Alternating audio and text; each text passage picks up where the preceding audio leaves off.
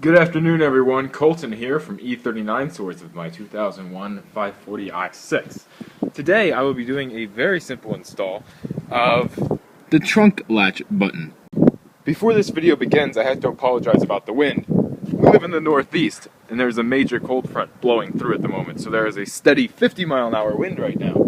Welcome to the US. The reason I am replacing my trunk latch button is not because it doesn't work, but because I don't like the feel of it.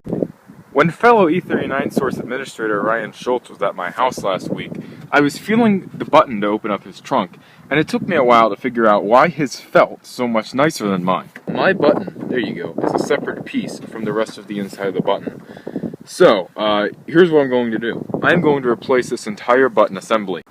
The first step to replacing this part is go up here in your pull-down handle, located right here, and pop the cap off that's covering the screw in here. Just stick a tiny screwdriver in here, and this little cap in here will pop right off. You can see it right there.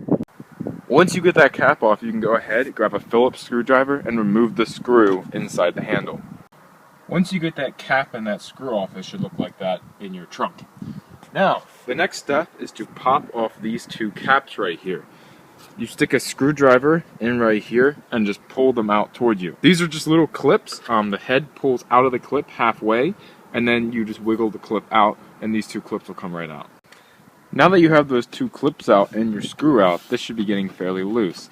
What you need to do next is you need to basically just pry down the entire thing. There are 4 clips in here. One here, I believe. I know there are 2 over here, so I believe there's 4, there might be 3. 1, 1, 1, and 1. Go ahead, remove those clips just by pulling down on this, and then this will pop right off and out. And that is what it should look like once removed. Mine could use replacing. Now, if you look in here, this is the wire we're going to be playing with back here, that little pink one. Let's go ahead and move to this step first. Basically, what you have to do is you have to get a towel and a flathead screwdriver, stick it into this nick right here, and pry down. This will release about 1/4 inch of this. Then you've just got to wiggle it back and forth and get this to unclip. It might take 20-30 minutes of work for you. The first time I did this, it took me about 10 minutes. No big deal. I didn't have any instruction manuals to go off of, though. I had to figure it out on my own. So just play around with it. You should be able to get it out no problem. Just take your time. Once you get the button out, except for the cable, you're going to just set it there and move to the next step. What you have to do is reach under your carpeting here, reach up here, and pull this fastener out. This fastener is just clipped into a little piece of metal here. Just pull it toward you. Once you pull that fastener toward you, you can go ahead and unclip the wire for this right here. See those 2 wires going in there? Follow them back and unclip them correspondingly. Now, once you unclip those, you are free to go ahead and pull your handle out of the car. And that is what it should look like once you unclip them. Now, we can reach up here, and our handle will pull right out.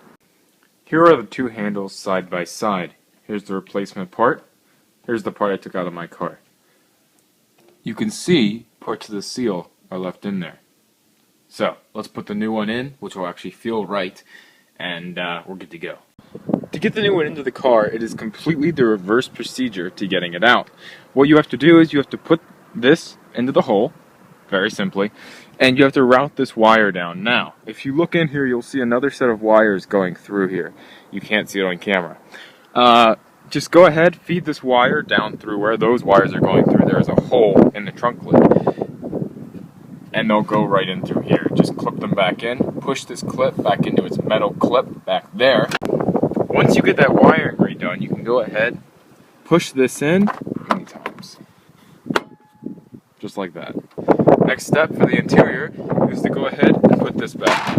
If you remember correctly, this is what we removed to get this off. Go ahead, stick this on, pop these 4 clips back into place, stick these 2 pins back in, and then stick your screw and screw cap on. This is what happens when BMW guys meet up. You find out things about your car that you didn't even know were wrong with it.